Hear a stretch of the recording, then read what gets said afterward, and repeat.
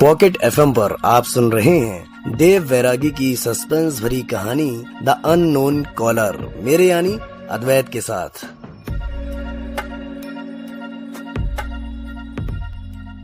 मैं वापस पलटकर आगे बढ़ने लगा, तभी मेरे मन को थोड़ी सी राहत मिली। उस जंगल में फॉरेस्ट गार्ड ने बहुत छोटे वॉट के बल्ब लगा रखे थे, वो भी थोड़ी थोड़ी दूर पर। उन बल्बों का उजाला मुझे ज्यादा तो नहीं था, लेकिन हाँ, उनकी रोशनी मुझे सहारा देने के लिए काफी थी, या शायद नहीं भी, क्योंकि आगे क्या होने वाला है इसका अंदाजा तो मुझे भी नहीं था। मैं आगे की तरफ बढ़ने लगा। कभी कोई बिल्ली मेरे सामने मेरा रास्ता काट जाती, तो कभी गगन में उड़ते चमगादड़ मेरे शरीर के रोम रोम को भयभीत कर देते थे। पता नहीं कमला दीदी का मोह आगे मेरे साथ क्या क्या करवाएगा। मेरे मुंह से निकले हुए शब्द सुनकर पेड़ पर बैठे हुए उल्लुओं ने एक साथ आवाज करनी शुरू कर दी। उनकी इस हरकत को समझ पाना मेरे लिए बहुत मुश्किल हो रहा था। मैं उस काले आसमान के पेड़ पर बैठे हुए उल्लुओं को देखे जा रहा था। सबसे ज्यादा डर का एहसास तो तब हुआ जब मैंने देखा कि सभी उल्लू मुझे ही घूरे जा रहे हैं। उनकी आंखें बड़ी खौफनाक और जानलेवा लग रही थीं। मैंने अपनी नजरें डर के मारे तुरंत नीचे करी और वहां से आगे बढ़ा। मेरी रूह किसी भी वक्त कांप उठने को तैयार थी। मेरे जिस्म से पसीने की बूंद हर घड़ी जमीन को छूने के लिए बेताब हो रही थी। मैंने आज तक बहुत सी भयानक लाशें देखी हैं, पर कभी इस तरह का डर मन में नहीं आया। वहां मुझे ऐसा लग रहा था जैसे मैं किसी हॉरर फिल्म की शूटिंग कर रहा हूं। उस डरावने माहौल में भी मेरे मन में पता नहीं क्यों, लेकिन यह सवाल उठा कि अभी तक मुझे शैतान के हंसने की आवाज क्यों नहीं आई। लेकिन मेरे मन में उठा ये सवाल मेरे लिए सबसे बड़ी मुसीबत बन गया। वहां के सन्नाटे को चीरे हुए एक हंसी की आवाज आई। ये किसी औरत के हंसने की आवाज थी, जो बिल्कुल मेरे सामने खड़े हुए पेड़ के पीछे से आ रही थी। मेरे चेहरे के भाव बदलने लगे। डर ने मेरे पूरे शरीर में अपना कब्जा कर लिया। फिर भी डर को हिम्मत से मात देकर मैं आगे बढ़ा। जैसे जैसे मैं आगे बढ़ रहा था, वैसे वैसे जानवरों की आवाज तेज होती जा रही थी, और साथ ही वह हंसी की आवाज कभी रोने में बदल रही तो कभी भयानक डरावनी हंसी में। मैं उस पेड़ के पास पहुंचा, तभी मेरे कंधे पर किसी ने हाथ रखा। मेरे जिस्म में बह रहा लहू बहुत तेजी से बहने लगा। मेरे शरीर के रोंगटे खड़े हो गए। मैं पसीने से पूरा लथपथ हो चुका था, लेकिन पीछे मुड़ना भी जरूरी था, इसलिए डरते डरते थोड़ा सा थरथराते हुए मैं पीछे मुड़ा। पीछे मुड़ते ही मेरी चीख निकल गई। तभी फॉरेस्ट गार्ड ने अपने चेहरे की तरफ कर रखी टॉर्च को नीचे करते हुए कहा कि सर, मैं हूँ। मैंने थोड़ी राहत की सांस ली। मेरी धड़कनें अभी भी बहुत तेज चल रही थीं। मैंने कुछ पल के बाद उससे कहा, भाई मेरे, आवाज लगा देता हाथ रखने से पहले, बिना वजह डरा दिया। सॉरी सर, वैसे आप यहाँ क्या कर रहे हो? देसाई ने मुझसे पूछा।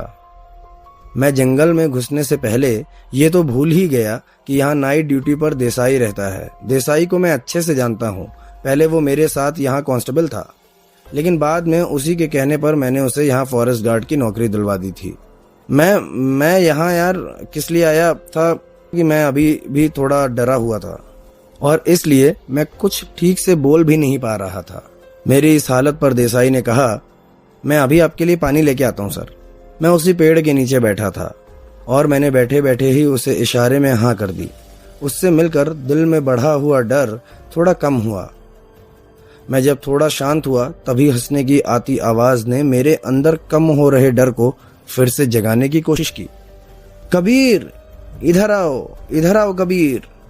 इतनी सुरीली आवाज में एक महिला मुझे बुला रही थी कि एक पल के लिए मैं उस आवाज के पीछे जाने लगा।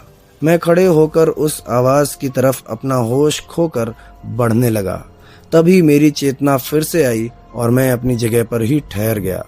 मैं वहीं खड़े होकर उस आवाज की तरफ देखने लगा। दूर दूर तक कोई नहीं दिख रहा था। अगर वहां मेरा साथ देने के लिए कोई था, तो वो थे वहां खड़े हुए पेड़ और उन पर बैठे हुए उल्लू और चमगादड़। वो आवाज आनी बंद हो गई और फिर से सन्नाटा पसर गया। मैंने वहां से अब निकल लेने में ही भलाई समझी, क्योंकि पप्पू के बताए हुए समय के खत्म होने का भी समय हो चुका था। मैं पलटा और धीरे धीरे वापस जंगल के गेट की तरफ जाने लगा। मेरे पलटते ही हवाओं ने मुझ पर वार करा। मेरे पीछे मुड़ते ही वहां खड़े हुए पेड़ तांडव करने लगे। ऐसा लगने लगा जैसे वहां के सारे पेड़ मुझे वहां से जाने नहीं देना चाहते। मैं नजरअंदाज करते हुए आगे बढ़ने लगा। मेरे मन का डर और बढ़ने लगा। मैं चलते चलते देसाई को पुकारने लगा। अभी तक तो मैंने जंगल का 1/4 हिस्सा भी पार नहीं किया था और मेरे साथ यह सब घटने लगा। मैं चलते चलते यही सोच रहा था कि अगर जंगल के बीचों बीच पहुंच जाता तो फिर क्या होता। मेरे आगे बढ़ते ही मुझे चारों तरफ से जोर जोर से हंसने की आवाज आने लगी। वो आवाज इतनी तेज होती जा रही थी कि मैंने अपने दोनों कानों को बंद कर अपनी आंखें भी बंद कर ली। मैं वहीं पर ठहर गया। कुछ पल बाद आवाज आना बंद हो गई।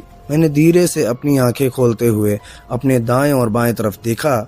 चारों तरफ अंधेरे में हल्का हल्का उठता धुआं दिखाई दे रहा था। मैंने बिना देर करते अपने कदमों की रफ्तार बढ़ाई और डरी हुई आवाज में आगे बढ़ते हुए देसाई को पुकारने लगा। देसाई, देसाई, देसाई। थोड़ी देर बाद मुझे मेरी मंजिल दिखने लगी। मैं अब जंगल के गेट के बाहर लगी स्ट्रीट लाइट के उजाले में आ चुका था। मैंने लाइट देखते ही उसकी तरफ भागना शुरू कर दिया। तभी मेरे पीछे से किसी के चिल्लाने की आवाज आई। अरे ये क्या? ये आवाज तो देसाई की है। बचाओ सर, बचाओ, बचाओ। देसाई बहुत तेज आवाज में चीख रहा था। उसकी चीखें बहुत डरावनी लग रही थी, मगर उसकी आवाज में मदद की पुकार भी साफ सुनाई दे रही थी। मैं तुरंत पीछे मुड़ा और देसाई की आवाज की तरफ भागने लगा। देसाई, कहाँ हो देसाई? देसाई। मैं देसाई को ढूंढते ढूंढते उसी जगह आ गया जहां से मैंने उस हंसने वाली औरत की आवाज सुनी थी। देसाई को खोजने में मैं यह तो भूल ही गया कि यह आवाज उस शैतान की भी तो हो सकती है। मेरे जिस्म में डर और बढ़ने लगा, इसलिए मैं वहां से भागने लगा।